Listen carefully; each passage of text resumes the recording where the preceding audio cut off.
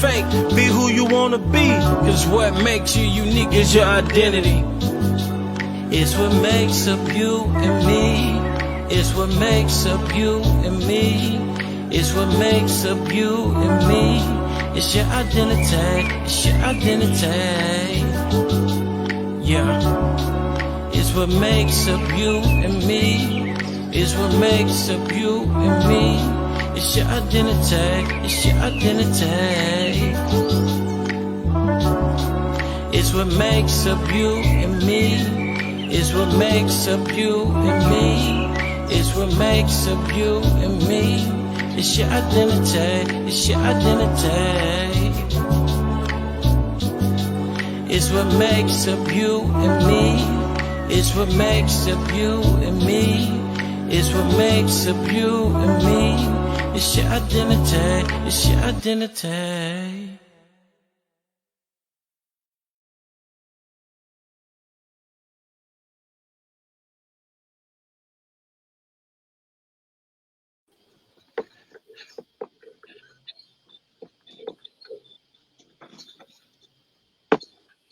Hello, everyone, and thank you for joining us for a special edition of Peeling Back the Layers.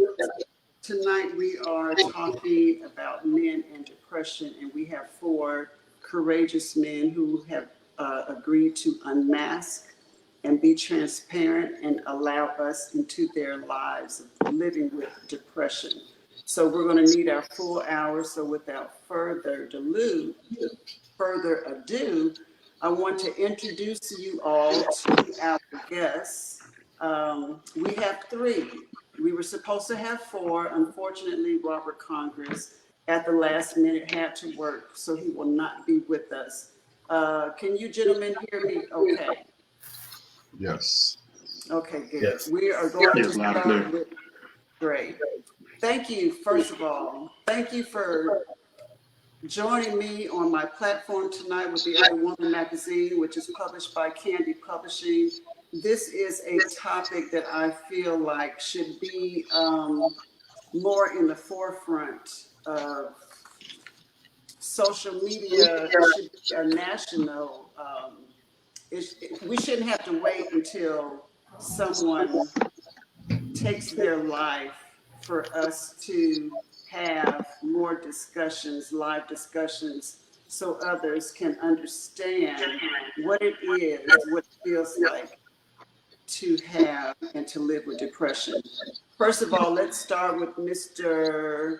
Mark Shipman. Mark, if you would just introduce us, and you're not a stranger to the Other Woman magazine and Peeling Back the Layers, but let our viewers know who you are. Hello, all. I'm Mark Shipman from here in Birmingham, Alabama. Uh, I'm a husband, father, and try every day to be a better man than I was the day before.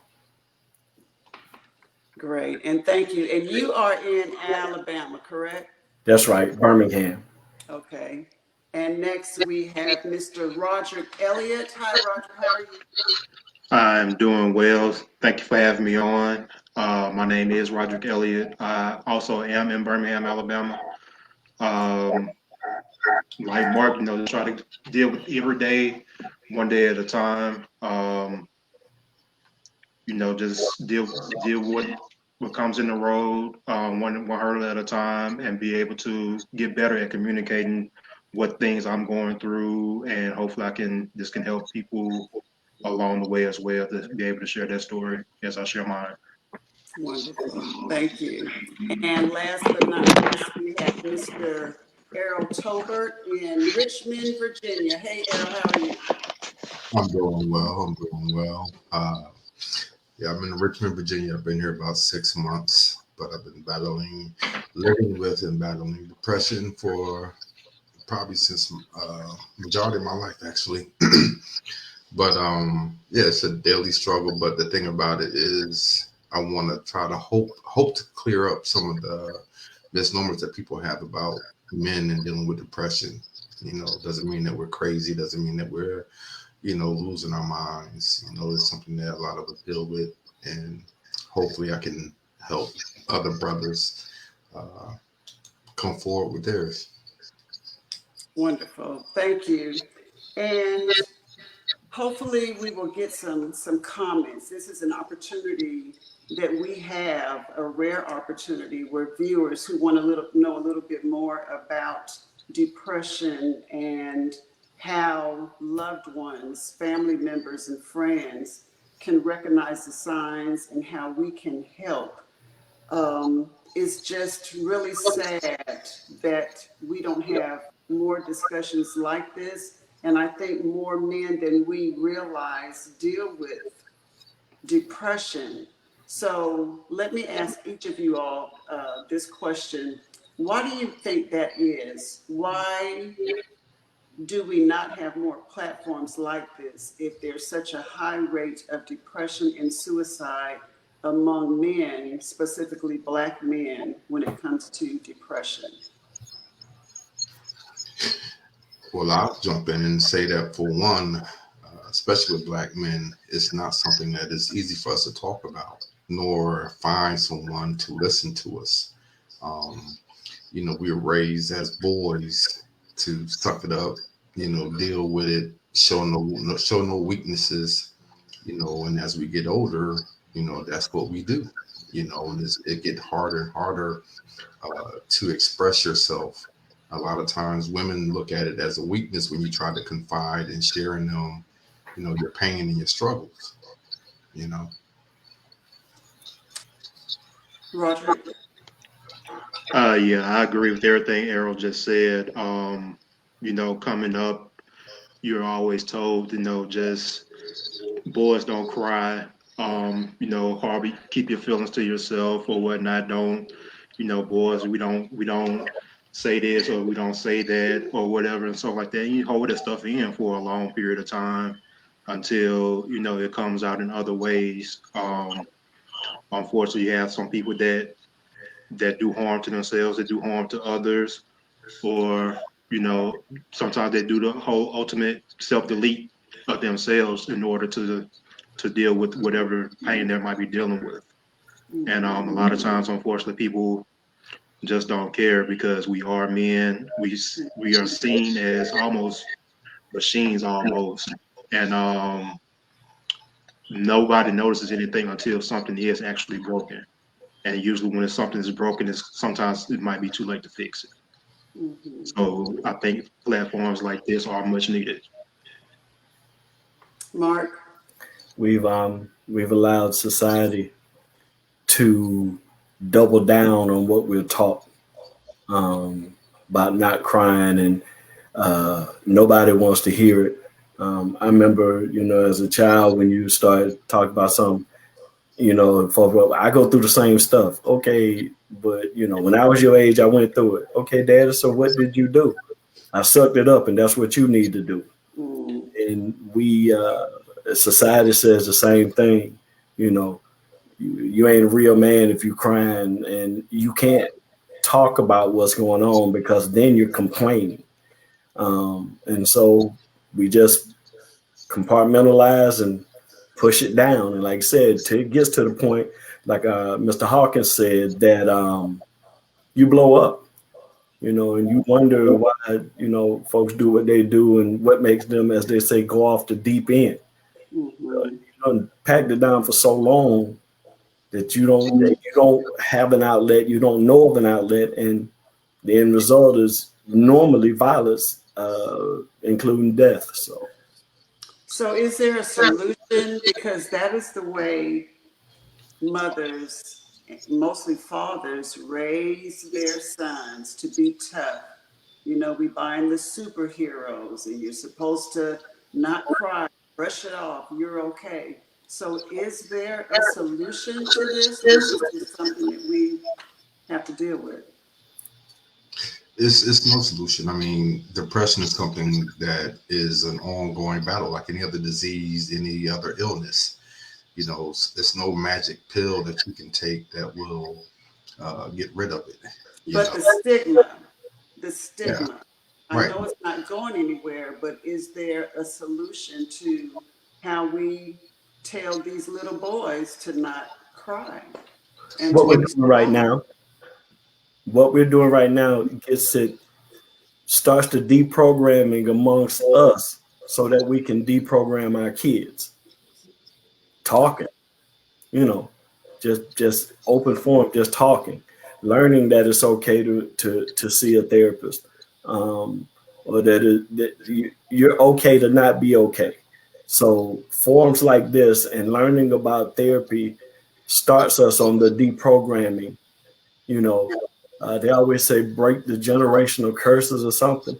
Well, it seems Right. like this is a taboo, a curse. You're not supposed to talk about it. So we know, we go through it, and we know that is working in our favor. So we can't. This is nothing you can keep a secret. This ain't like stock tips where you trying to get it all for yourself. You got to share this. Let me ask you, I mean, this I is agree with what Mark. go ahead. Go ahead, Ellen. I'm sorry.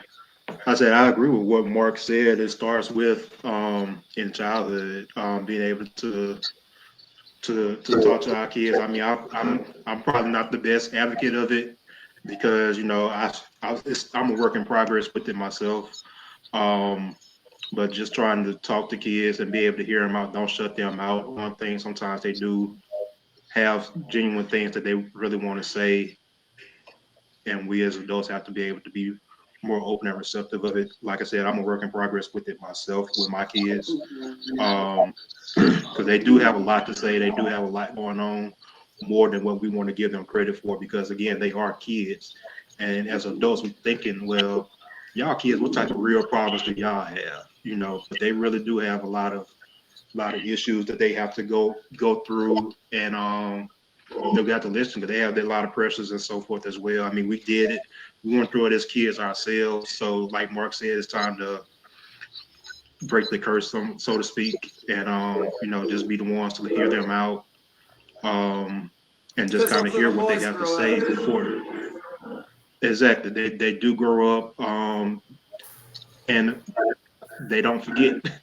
And these things, something that happened when they was 5 years old could carry on with them when they're 45, 50 years old, and they just never knew how to cope with it. And forums like this, being able to go to schools and talk to kids, or even just have like little boy mentoring groups and being able to talk and express them, get an opportunity to express themselves. Um, I think will go a long way. So looking at you all, four handsome men, you don't see depression. We want to identify depression, but depression could be someone you live with, your next door neighbor, a coworker. There's no face of depression. What would you all want people on the outside looking in to know? How can we help you if you don't talk about it and we don't know? Sometimes it's as simple as just talking to a person, not talking at, but just talking to a person. I think in society right now, we very rarely take the time to really check on those we care about. A lot of times, when you call that friend, and just say, hey, how you doing?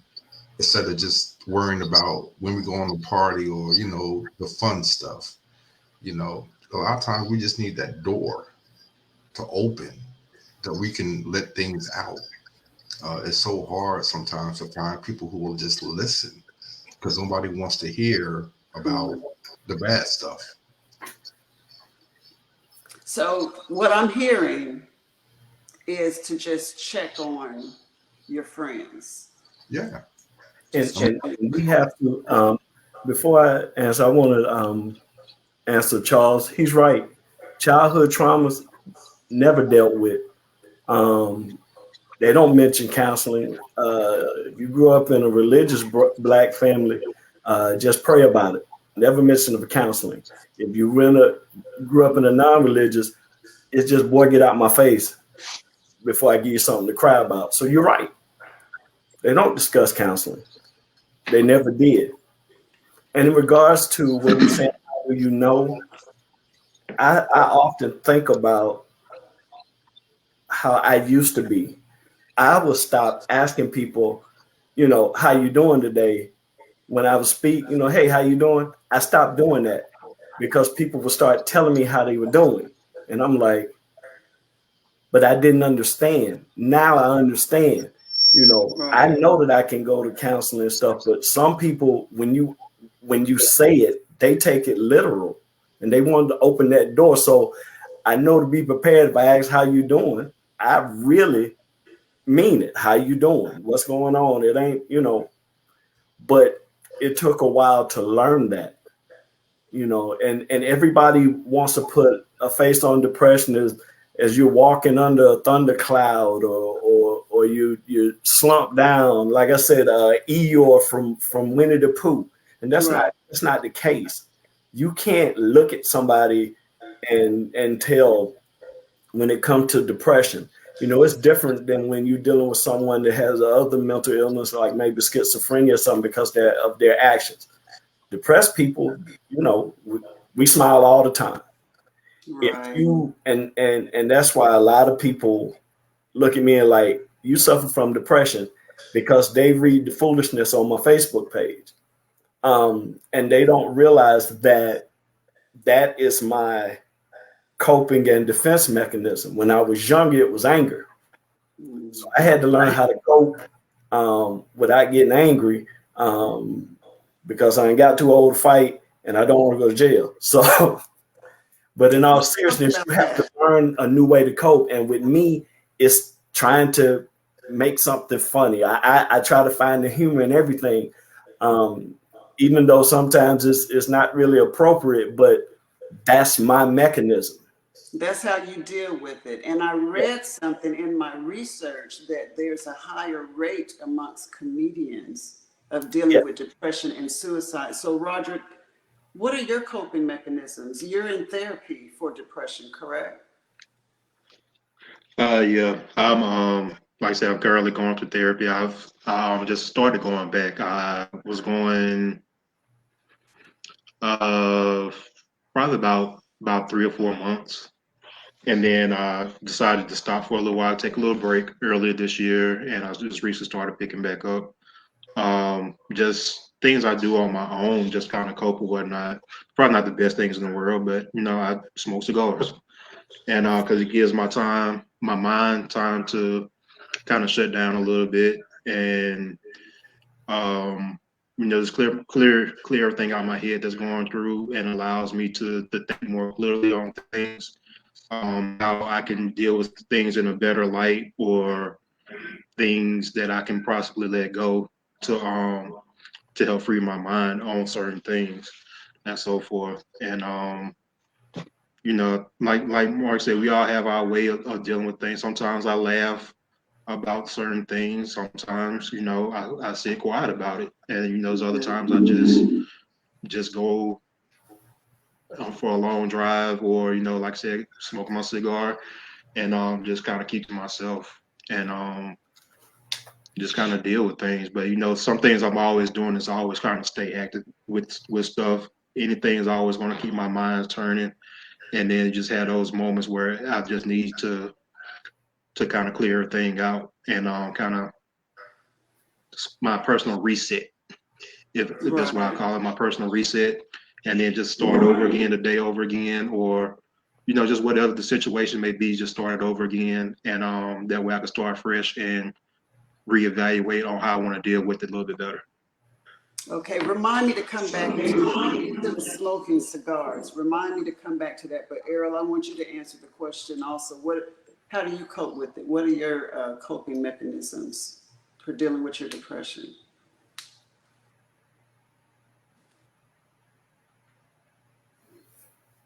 Errol, we can't hear you.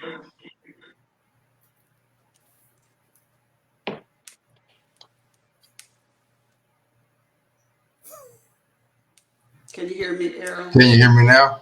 Yes, I hear you Okay. now. Can you hear me now? Yes, I hear you. Um, One of the issues that I have that I struggle with is, for so long in my life, people look towards me for their comfort, Mm, um, and it never allowed me the opportunity to really share my struggles. And so a lot of times I've had to just fake it, you know, and act like everything was okay. Um, through the VA, I have gone through counseling, and you know, it's hard as a black man having someone listen to you, because it's like a lot of times people have their image of you, and nothing can change that. No matter how much you let out, no matter how many tears you shed, you know, no matter how loud you yell and scream for help, sometimes it's like, oh, you all right, you gonna be okay. You Earl, you all right. You my dog, you strong, you always all right. You know, and a lot of it's a struggle trying to find ways to deal with my depression. A lot of times I deal with it alone. Like Charles is one of my brothers from high school, you know, and I called Charles last night because I know Charles can relate with some of the things that I'm dealing with. But it's very hard to find people, especially professional people. Well, I've had a hard time finding professional people that can understand and listen and give back, you know, feedback to help me get past my pain. Okay, Roderick, you mentioned the cigars. Now, also in my research, I read how you can drink illegal drugs. Um, I'm not going to say everybody does that, but how do we tell the difference? How do we tell the difference? If people are drinking and smoking and getting high and having a good time, unless you all talk and let someone know, we don't know. We don't know that you're dealing with depression. And I think that's the question that most people have. It's like Twitch. He was always happy, he was always laughing and joking. How do we know to reach out if you all don't talk? But if I could say this though, I even think with Twitch specifically, if you remember, especially on Facebook, a lot of people were like, "Oh, it was a conspiracy. Somebody had to kill him because there was nothing wrong with him." And like I said, a lot of times, just because we smile every day and we laugh every day, when we're trying to reach out, most people don't hear us, and they don't want to listen to what we're really saying. Okay. You know, and when we do try, sometimes we're met with, "Oh man, go ahead, you all right," you know. So once we hear that, we shut down. I think that is, and let me mhm. know if you all agree, that is for lack of knowing what to do. We have a lack of knowledge of dealing with depression and the signs of it. You almost feel helpless. You feel But I think helpless. Say I'm again. sorry, Lavender. I think one way is like people do ask, "Hey, are you okay?" and so forth like that. And I think people knowing how to better communicate on checking on somebody and so forth like that. Like it's certain ways to ask the right questions that will get people into the flow of a conversation. Allow them to open up and so forth. Like you can ask me, "Am I okay?" And I'll say, "Yeah." "Are you fine?" You'll "Yeah." say, fine, fine, I'm Right. okay. What do And we do then with that? if you go into saying something more open ended that will lead to a conversation with some people, more people will Okay. probably be more willing to open up and talk about what's going on. But that's also on the listener as well. They have to be willing to listen because everybody is kind of in their own world. They see something may be going on with somebody, but it may be too heavy for them to listen to.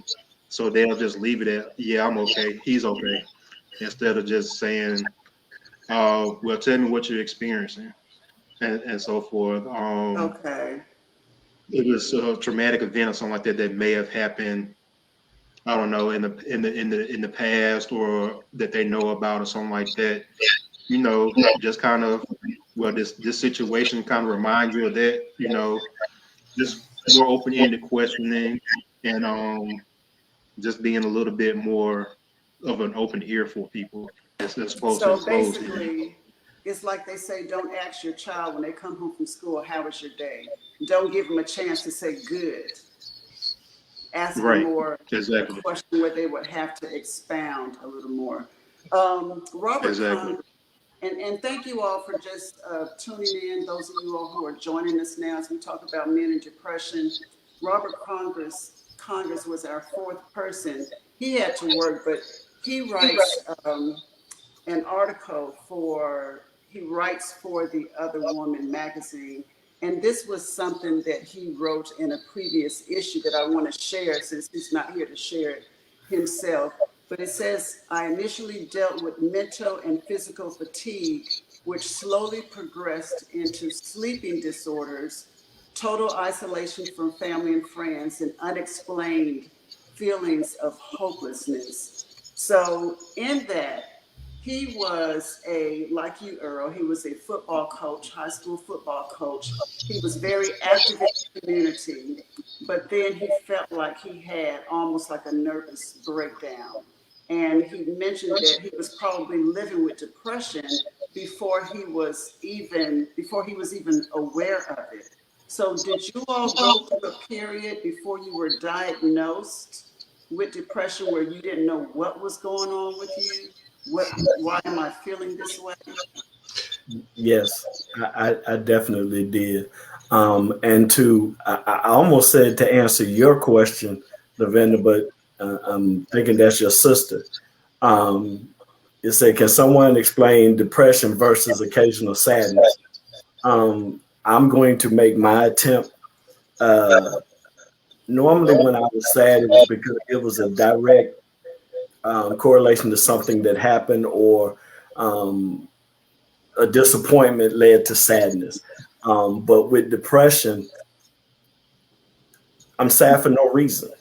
And it's not always depression being sadness. It's just a feeling of hopelessness, or feeling of dread for no reason. You know, I can be sitting, I'm blessed now that I can work from home. So I could be sitting at my computer, perfectly tranquil, got my coffee, and all of a sudden I want to cry. There's absolutely nothing wrong. You know, my family is in good health. You know, I got food in my fridge, I got clothes, I got my essentials and above. But I'm just sad. I just feel gloomy, and it's constant. Sometimes it to me it never goes away, but it ebbs and flows. Some days it's very high. Um, and I think, you know, I really wasn't diagnosed until until I met my wife, and she started talking about it, and she said, Mark, I see what I'm dealing with in you. You know, I'm up here telling the doctor I'm having heart murmurs for no reason, but I was actually having panic attacks. Mm. I'm So up here wondering, signs. why am I crying? Why I feel like crying? Why am I so sad when there's nothing wrong, nothing you can pinpoint wrong? There's nothing going on with anything, but I just feel sad and tired and drained, and it's constant. And sometimes, you know, it'll flow like that for weeks. For weeks, you just feel just, I don't want to do this. Not necessarily suicidal thoughts, but you just want to go in the closet, close the door, and if you could stay in there in the dark for a week or two at a time, you probably would. What about you, Errol? Can you explain? I'm sure all of you all have a different answer. The difference in depression and occasional sadness. Well, similar to what he said, like my trauma. Well, I started losing control of my ability to control my depression in the military, and you know the way that I dealt with it was by drinking, partying, you know, meeting women, and you know, to distract my mind. When I got out the military, I realized, you know, these same things weren't working anymore. You know, I could see a commercial on TV. I could be happy. I could, you know, be feeling good. See a commercial that reminds me of a guy I lost in the military, and just break out crying for no reason. You know, and it's like a lot of times, you know, like I said, I'm a man, so I can't let no one see my pain, because in most cases when I have tried, you know, I get shunned away. You know, so you know, sadness is something like, you know, oh, my father died, you know, okay, my dog died, okay, you know, it hurts for a while, you get over it, you move on. You know, you think back to your father, I think back to my father, I think back to my dogs. But the depression is something, like I said, it's nothing that makes sense sometimes. Nothing is wrong. I have no stress in my life right now. I have no drama in my life right now. And I'm depressed. I come home to a nice place. I got a beautiful job. And, you know, the sadness doesn't really, it's the depression that takes control of me, to where sometimes I don't want to get out of bed. You know, I don't want to wash my dishes. I don't want to, you know, it's something that you can't really explain. It's a feeling that comes over you and weighs you down, to where you don't have energy just to take care of yourself. Okay, that brings me to, it brings something to mind. And I think we talked about this on the phone before, Errol. You can get up and go to work every morning. You can perform when you have to. But when it comes to you doing something for yourself, you'll get out of bed to go to work. So what is it that you can't get out of bed when you don't have to work? What's the difference? Help us to understand, why can you get up and go to work Monday through Friday, but when it comes to you, you have a difficulty getting out of bed? We've been programmed that a man don't work, don't eat. Yeah, that that part. You know, it's like ain't nobody else gonna pay my bills. I think So I it's could compare it to like, What'd you say, Roger? I think I compare it to like being kind of like, so I think I compare it to be like a functional alcoholic. You know, you got people that drink alcohol, they can come home, hide their pain in a bottle and so forth like that. But when it's time to hit the clock to go to work, then they're able to do it, and then just do it all over again the next night and so forth like that.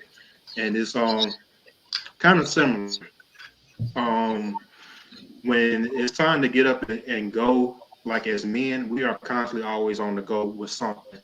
Because our main adjustment, and What? so we're programmed like that. But when you're kind of alone and have downtime and so forth like that, you know, I think at least for myself, I know sometimes it kind of hits. So I just actually kind of dive into it, kind of make myself go and do something. You know, even if it's me hopping in the car, going to a store or something like that, and so forth. And because I don't want to sit up and wallow or anything like that. But as far as being able, like I said, being able to get up and go to work, you know, we're just programmed like that, and we don't know anything else to do but just go and, you know, take care of our families and just kind of put that to the side for a little while for those 8 to 12 hours, however long we all work, and come back to it a little later on, and you know, just kind of deal with it in our coping mechanisms. Like when Marky says he laughs, me, I do cigars every so often, which I've actually cut down on, by the way. And Did you? and I can't remember what Errol said he did, but you know, we're able to function and so forth like that. But like again, you know, it's all a bit of a mask in the disguise. So it's really tough to determine without having that conversation with someone and being able to ask the right proper questions in order to get them to open up about it. Right, right. And I think that's the issue, is you don't know what the proper questions are. If you're not educated, which is the reason we have these forums, if you're not educated, you don't know the questions to ask. Here's But the question. Anybody got an answer? Lavinda, if I may, I want to answer what you just said, and I want to touch on what Jay Will asking. But a lot of I personally feel that those when we reach out to certain people, some things to me are common sense. You know, it's like I remember one time my ex fiance was standing outside as I was walking the dog, and I realized, okay, something's not right because she's standing outside. You know, and some things it's not that people don't know what to say; they don't want to know what to say because it requires more of them to care and show that empathy towards someone else. You know, and it to me kind of taps on to what Jay will ask. As black men, one of our biggest defense mechanisms is cracking jokes. Whenever something go wrong, we talk shit. Excuse my French, but we talk shit to each other. That's our way of not dealing with what is really going on. You know, and that's I think in the black society as a whole, you know, we rather laugh and joke than rather sit down and talk about what's really the issue, what are really the issues. Yeah. You know, it's easier to laugh and joke and then deal with something that's really pressing or deep and mentally emotional because we don't know how. We're never we were never given the opportunity growing up to sit down at a table and have meaningful discussions. You know, it was always let's party or let's joke, let's watch a movie. You know, is anything to distract than deal with what the issue is. When is the right time to have those discussions? When you feel it as a friend, as a person, when you see someone that is not normal or is off, you know, ask, yo, you good? You okay? You need to talk? I mean, that's the least you can do. That's all you can do is ask, are you okay? Do you need to talk? That person may not, but you got to allow yourself to be there for that person.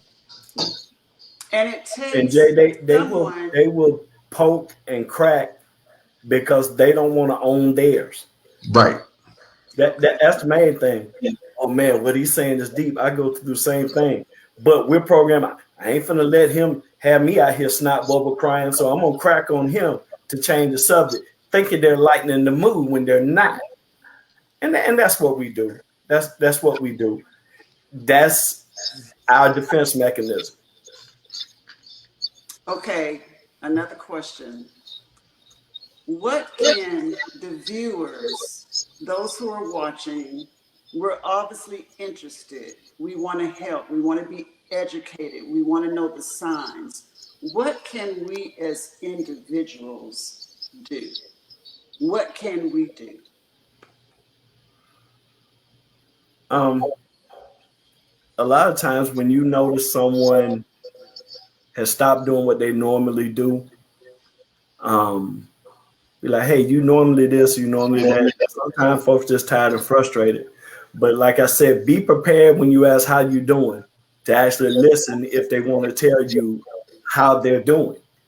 You know, when you know someone's always been upbeat or outspoken or outgoing, and suddenly they're not, then you ask. To be honest with you, for the ladies and even the other men that's listening, you know what black men go through. So you know they're going through something regardless, just for being black. So when you act, you know, so just reach out.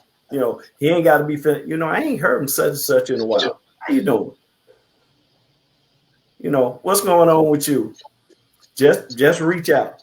You'll be surprised how many mask their feelings because that's what they've been programmed to do. So sometimes you have to break the ice so they'll get started. I just posted something I want to talk about. The second one, it says, you know, people love you, but it doesn't feel like they do. Now, I don't know why I get choked up on that one. You know, people love you, but it doesn't feel like they do. Do you all experience that at all? All the time. Yes. All the time. Yes. I got one in the other room that if I sniffle, she wants to get medicine. If I grunt when I move, she won't know if I'm hurt. I know she loves me one I've ever been loved in my life. But some days I feel like I'm all by myself. Yep. And that's depression. the part. Because you know better. You know better. You know somebody there, but your depression and your mental state will not just allow you to move past that. You know, you're feeling all alone in a crowded room when you know everybody is there for you. And that's frustrating. Very frustrating. Do you still feel that way when you take medicine for depression? Do you still feel that?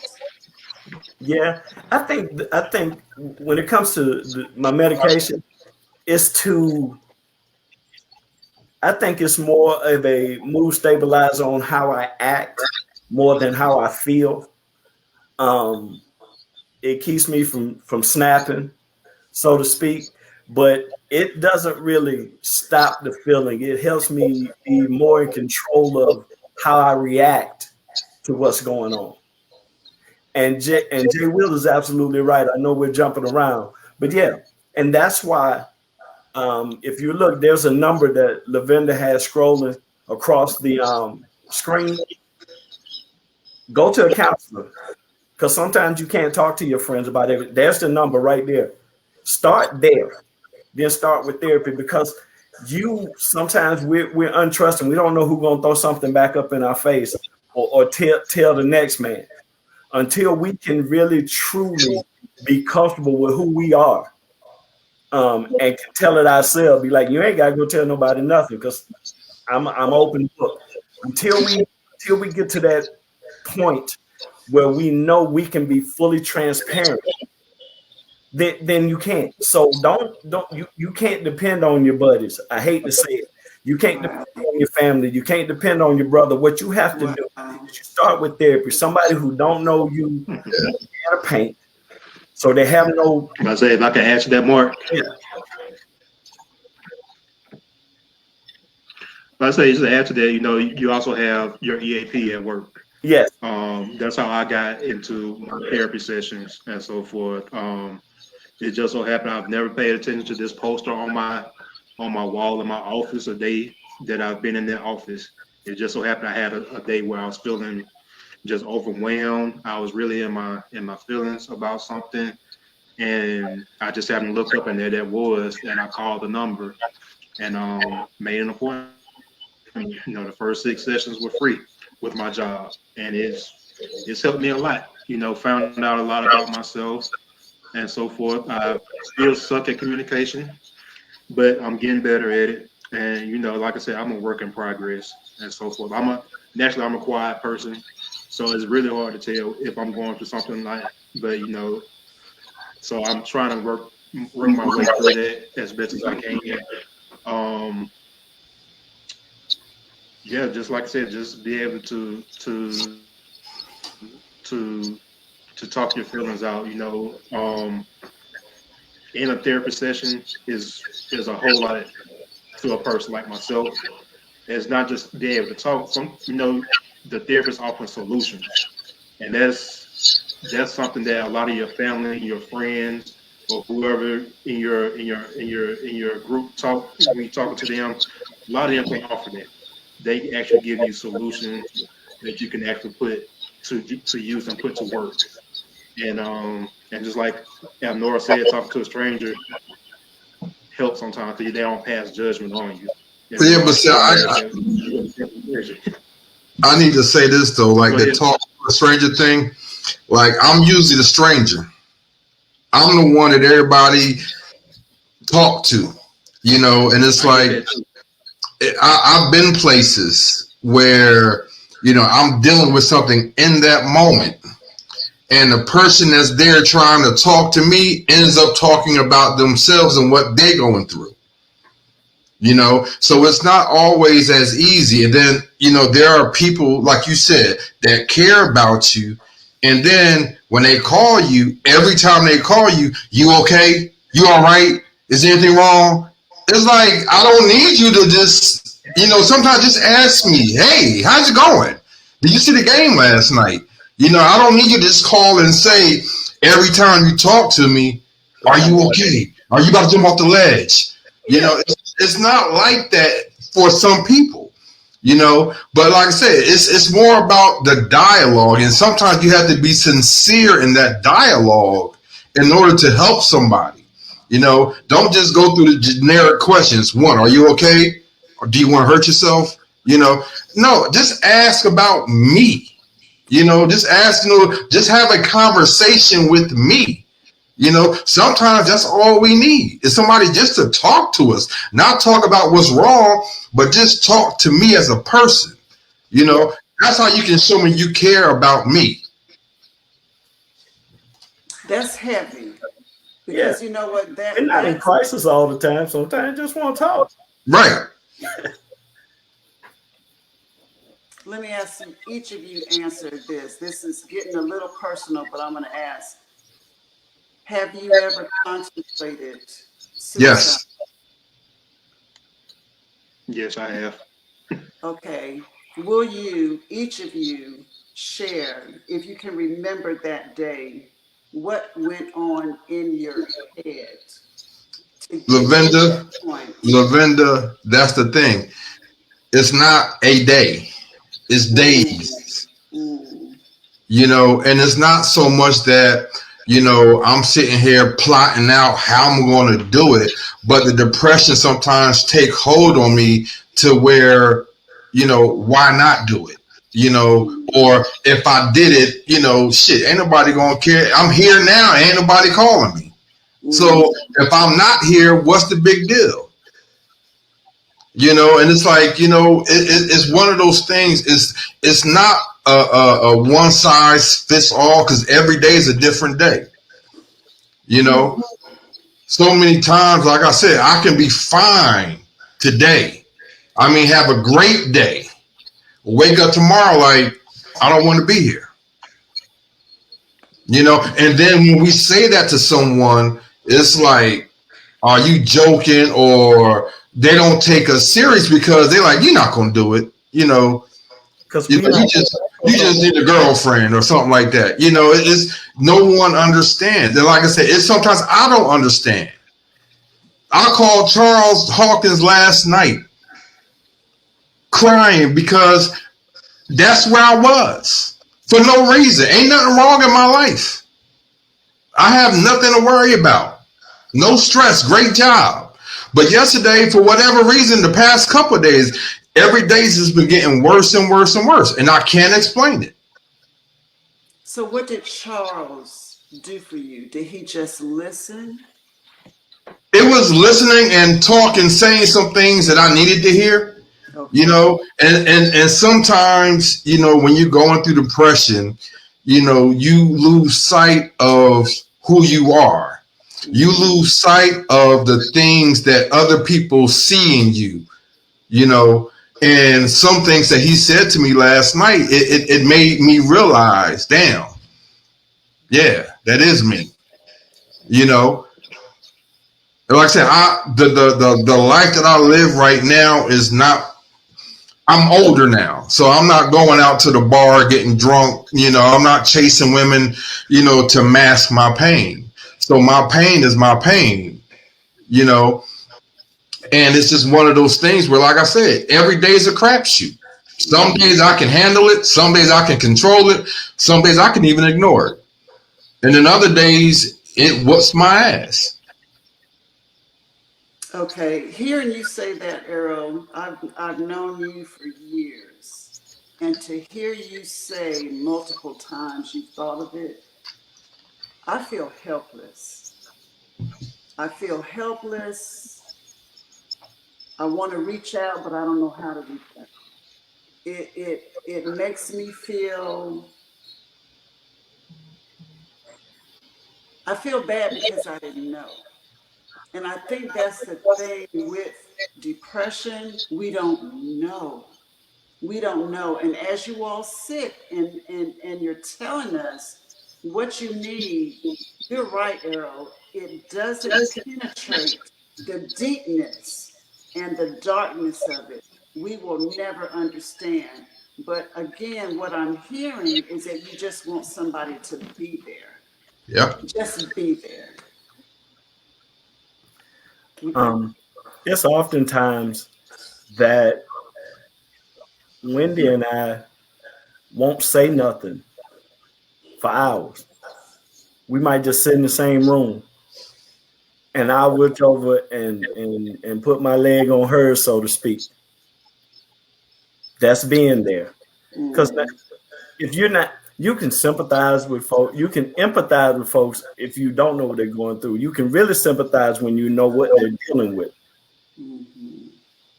And so sometimes just be there. Just be there. Yep.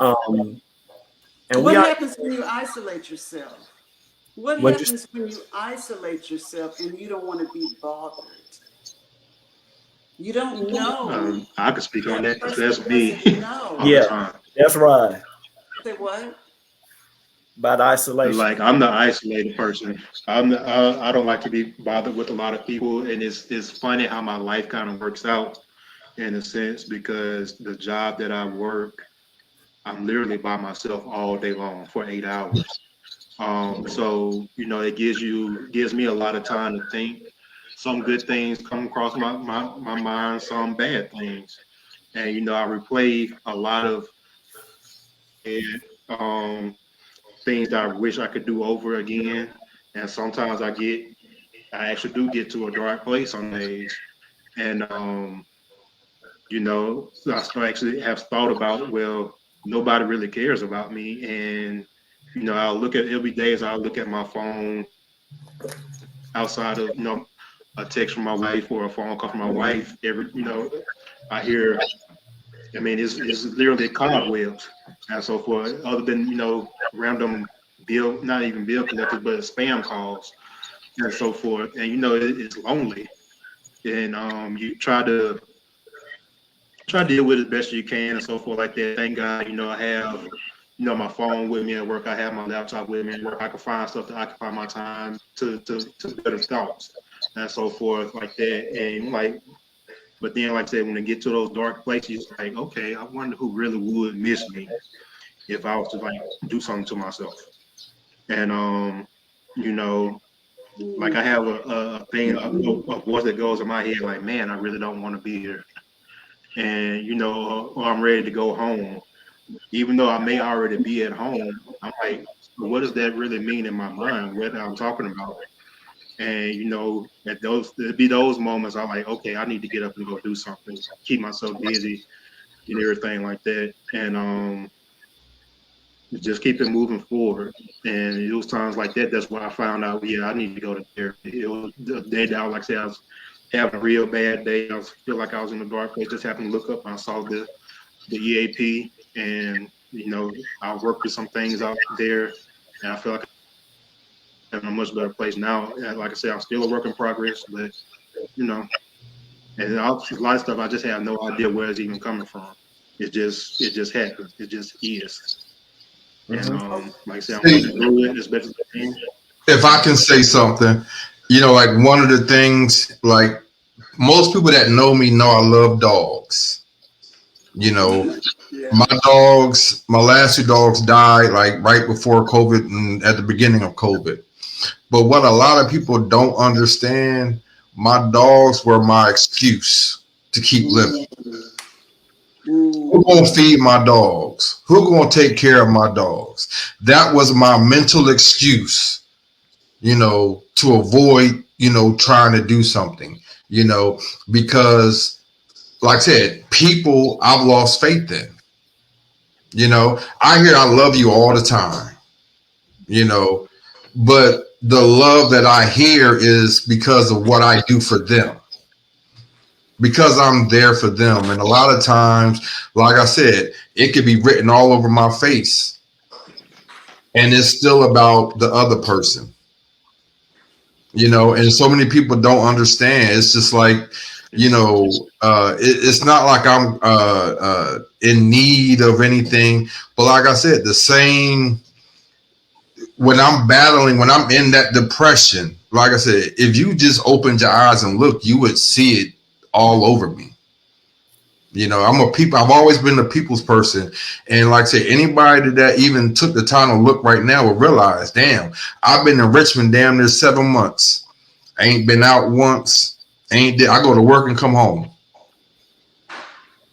You know, and when I tell people that, they're like, oh, why? I know you've been out. I know you done seen some club, whatever. It's like, nah. You know, and like the obvious signs, like I said, nobody grabs. I don't want to say nobody cares, but nobody is paying enough attention to what I'm saying and what I'm doing to realize, Earl, it's not okay.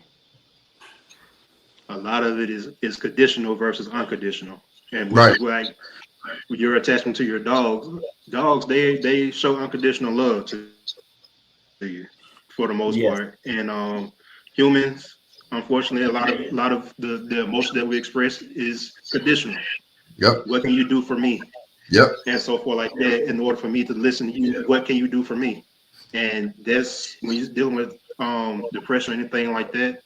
That's the wrong approach to take to someone like what we experience or what we go through. And you know, it kind of sounds like who we can talk to, who we can't talk to, and why we shelter ourselves or why we don't open up to people. So some things do have to be unconditional towards us. Some people have to be unconditional towards us for us to even open up like that. And if we don't feel it, then yeah, we're not gonna open up about it. And Rama is right. Yeah, it goes beyond just talking to your friend. You need to seek therapy and possibly medication. But like you said, we don't believe in that going to the doctor. Nothing. Well, see, that's not my issue, because I go to the doctor 4 or 5 times a week if I have to. I call it, hey, my fingernail hurt. I'm going to any and every doctor I can. Yes. You know, it's just the fact that, like I said, I've been on medication. Most people don't know this. I've been on depression medicine for the past 10 years. You know, and constantly getting my medication adjusted. But like I said, I keep that to myself because you know why? Nobody gives a shit. Yes, sir. Exactly. And they label it as you being crazy. Right. Oh, he on medicate. Yeah, he crazy. Right. He crazy. Oh, he was in the military. Yeah, he crazy. Yeah. Oh yeah. Yeah. He crazy. What about now? This is me and all of my ignorance. This is what I would say to a friend. What about what you're eating? Are there foods to help depression? Do you all exercise? This is all me just I'm a woman trying to fix you. There are no. My question. That's a good question. And sadly, the foods for my depression were not the food I needed to eat. So, you know, you find comfort food. Now, as far as trying to find, you know, you can deal with herbs and stuff to help with your health and things like that. However, I didn't research that. When they got real bad for me, I wanted some chocolate cake, some potato chips, some fried chicken, and sometimes some liquor. So there was food, but it wasn't for the right purpose. There was no eating healthy to like maybe increase my blood flow or anything to change my chemical balance of my body, you know. But a lot of that is because I said in previous shows, I didn't believe in depression. And why is because people would say they were depressed when they were disappointed. Right. So I didn't take time to study. I'm depressed. What happened? Man, I wanted to go to the beach. That's not depression. You just upset you couldn't go somewhere. Right. And when I started to see it in my family and started to see people act out because they were dealing with the actual chemical imbalance that can cause depression. And I said, okay, well, maybe I need to, use Google other than use the internet other than checking scores and other stuff. And I started to learn, okay, so while there are foods that will change the chemical balance of your body. So I'm sure there are combinations that we could do that could help, but I haven't like researched it. But yeah, like when you said, you either emotionally eat or you don't eat. See, like one issue I have, when I was younger, yeah, the gym was my friend. Playing basketball, playing football, anything to keep active. Well, I got screws in my back. I can't work out no more. So I got like a double whammy because in my mind I'm still 37. But the reality is I'm not. But I can't do, in my mind I can still do everything. But when I try, now I'm limited to because of my back, which contributes to my depression. And like I said, when people look at me, they don't see nothing wrong. I walk fine, I can jog here, I look like I'm okay, physically and mentally. And like I said, last week I went to the VA. I had to get an MRI before I could see my pain doctor. I couldn't get the MRI. I lost it. I threw a chair down the hall. I threw a trash can, kicked the trash can. I cussed the doctor out. I cussed the nurse out. Told them to go get the fucking police. I don't give a shit what the fuck they gonna do. I lost it. Because being in pain and having depression is not a good combination. And it's not always, my depression. Sometimes this is depression from being in pain. And like I said, I can fake it till I make it. But like I said, I'm tired. Like I told Charles, I'm tired. I'm just flat out tired. And most people, when they look at my face and talk to me, they never grasp that. And you said you've been on depression medicine for 10 years? Yeah, longer than that. I was in it when I started in the military. So shit, what's that? 20 years? 30 years? Off and on? More on and off? So when we met however many years ago, were you dealing with depression then? No, I was self-medicating women and alcohol. That was my depression medicine, getting drunk and sleeping with women. So you didn't know you had depression? I was in denial. I knew it. I just didn't accept it. Okay. Like I said, I kept self-medicating, trying to disguise it or, ignore it, thinking it'll go away by, sleeping with this girl or getting drunk, Yeah, that was my go-to back then. Then I matured. I grew up and realized that was only hurting me more. I barely drink. I mean, I drink, but I barely drink. Because I know it does no good. I think I started in my mid-20s, maybe 22 or 23 is when I started to really have these issues with feeling sad for no reason and things like that. I'm 52 now, and I've been dealing with therapy and medication for 6 years. So for 20 years, I was just, it's a feeling, it'll pass. And let me just say, because my wife watching, that I followed Errol's path a whole lot back then, way back then. But yeah, that's what we do. That's how we deal with it. I just need to get out. I get to moving, I get a little liquid courage in me and I can shake this feeling. Yep. And you do until you sober up. Yep. And get you twice as hard.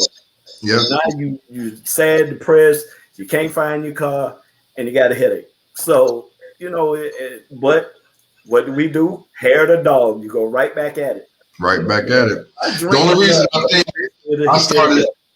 I started cutting down was because of the fact, like I said, I started getting in trouble. I got 2 DUIs in my past. I started getting in fights in the military, outside the military, and I realized I can't keep doing this because either I'm going to kill somebody or I'm going to kill me. My mother used to always tell me, I worry about you and drinking, because I didn't see a problem because that was my coping mechanism back then. you know. And it's like now I got to the point where, as much as I love to talk, I started talking. I wanted to start talking about me versus everything else. And that's where the change in me became, because I realized nobody wanted to hear about me. They wanted to hear me do poetry or other stuff, or tell them how beautiful they were and all that, but nobody wanted to hear about me, you know. And I started changing. I started removing myself from people and places and events and things.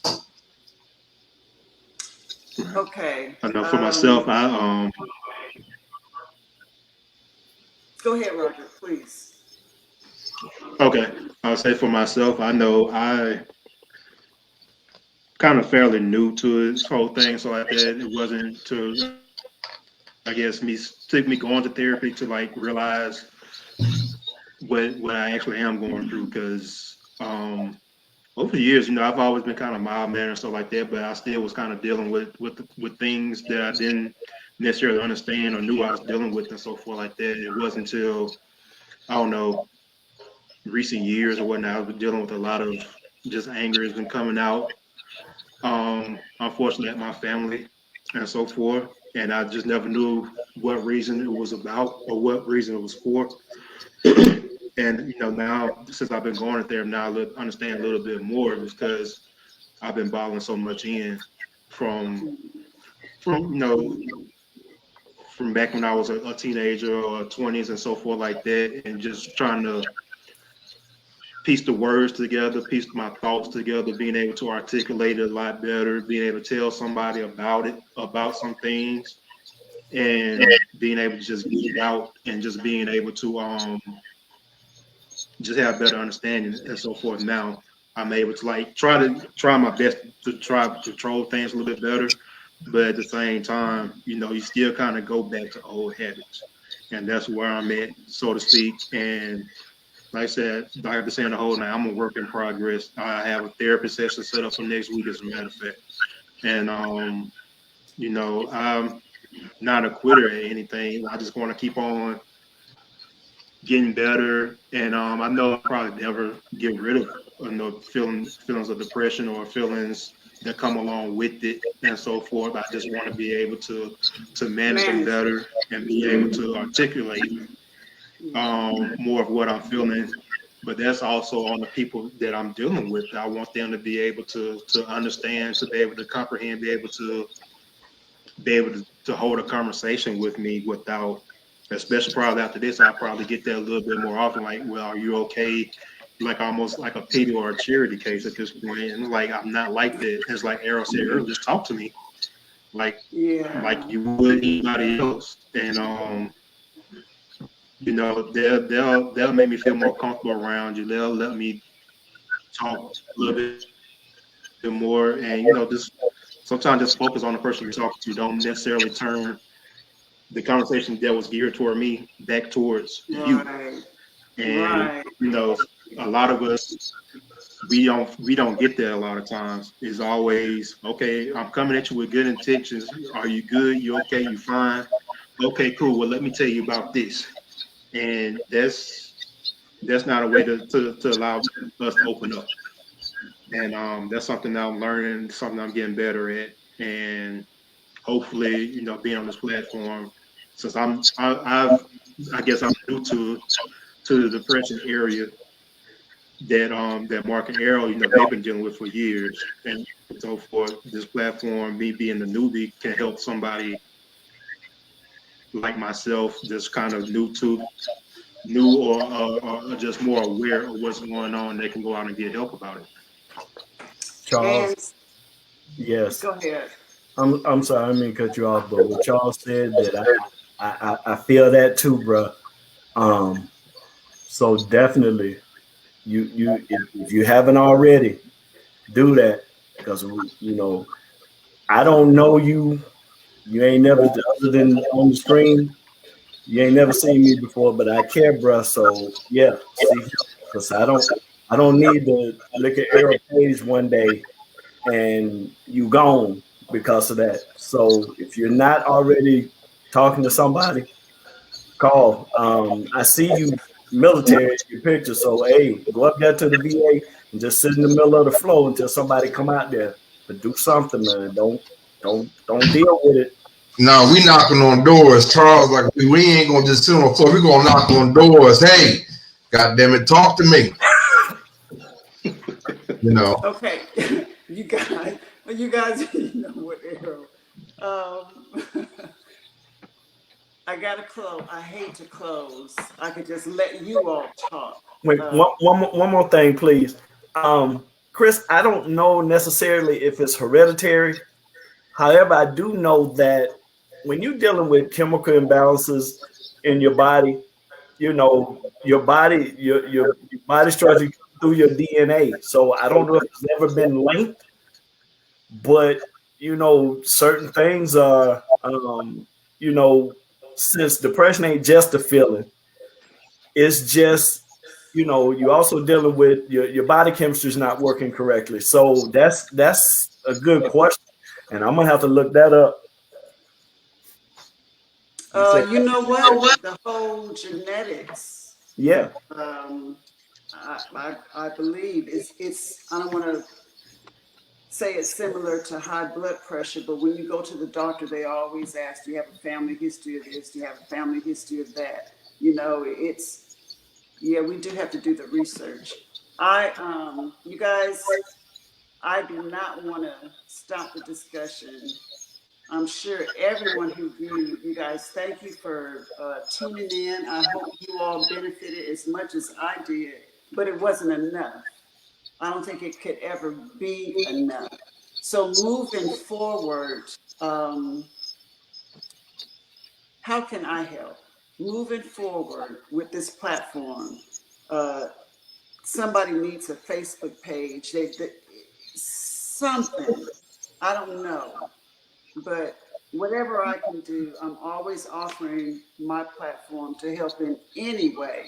But it's got to be a place where men can come and women of those men can come and be able to tap in and get information and get help, or just mainly to not know that they are alone.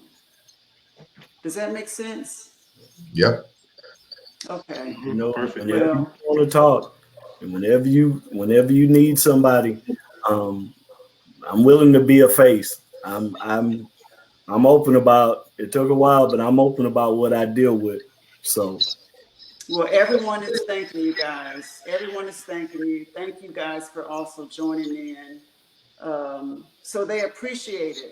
They appreciate you guys. So would you all be interested in doing this again? Sure. yes, Yeah, Okay. definitely. Charles says he'll invite 5 people next time. Thank you guys. So we will plan something, and hopefully Mr. Congress can join. He missed out, so we'll do another one, and hopefully he won't have to work. But I appreciate you guys. I thank you so much from the bottom of my heart. Everyone is still chiming in, but thank you. Thank you, thank you, thank you, thank you for unmasking and sharing yourself. And who knows, you all unmasked, maybe somebody else will. And I think that's what it takes. It takes one person. So I'm going to give somebody closing words. One of you guys give us closing words. I Go do. ahead, Carol. I just want to say in closing that depression is not something that we can control sometimes, hide sometimes, but we're still people. We're still individuals, you know, and sometimes just talk to us. Just reach out. If you care about somebody in your life, I don't care if it's a family member or a friend. You know, if you haven't talked to them in a while, call them. Just say, I love you. Sometimes those 3 words means more than anything. But just let somebody know that you're there. You ain't got to go into detail. Just let somebody know you care as often as possible. Perfect. Thank you. And we're going to end with that note, praying for you all. And we're going to take heed. So I have to acknowledge my sponsor, but we're going to say good night, and I will let you guys when we schedule the next one. Okay. All right. So we're All right. closing.